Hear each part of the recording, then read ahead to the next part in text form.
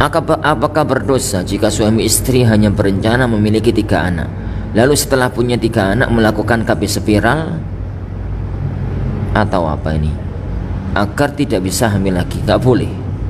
KB itu ada 2, ada tanzimun nasal, ada tahdidun nasal. Tanzimun nasal itu mengatur jarak kelahiran, jadi melihat kondisi istrinya yang lemes, gampang sakitan, atau kondisi rahimnya itu lemah, atau mungkin sibukkan keluarga, atau mungkin apa, wes jauh rapat-rapat, misalkan 3 tahun sekali, 4 tahun sekali, 2 tahun setengah sekali, begitu. Kemudian melakukan KB dalam bentuk tanzim, mengatur jarak hamil. Jadi mengatur jarak kehamilan itu boleh dengan 2 syarat. Yang pertama, keridhaan dari suami. Yang kedua tidak memadorotkan ibu, tidak memadorotkan suami, tidak memadorotkan bayi yang ada.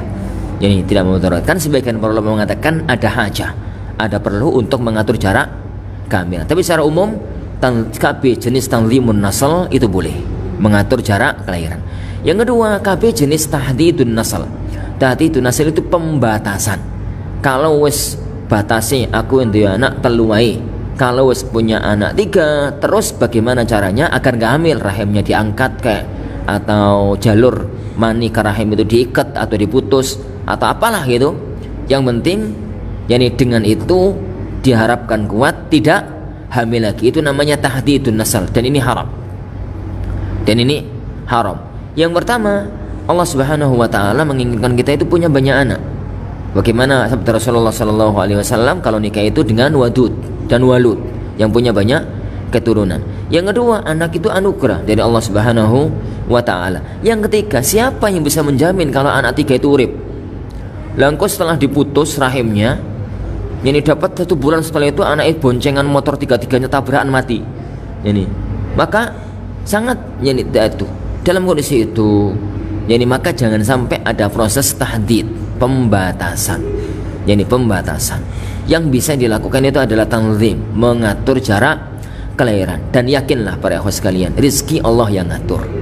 Rizki Allah yang ngatur. Yakin bahwasanya di balik kesulitan ngeramut anak itu terdapat anugerah yang besar. Bahkan anugerah terbesar yang dimiliki oleh manusia itu adalah memiliki anak yang banyak, kemudian terdidik dengan pendidikan yang saleh. Adapun prinsip anak sedikit yani tapi berkualitas lebih baik daripada anak banyak nggak berkualitas, itu prinsip orang-orang yang lemah. Kenapa nggak punya prinsip lebih baik punya anak banyak tapi berkualitas?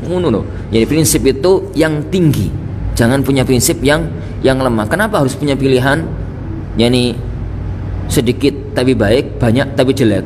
Yani pilihannya itu seharusnya diambil yang baik dari keduanya, banyak tapi berkualitas. Dan itu yang dianjurkan kepada kita oleh Rasulullah sallallahu alaihi wasallam.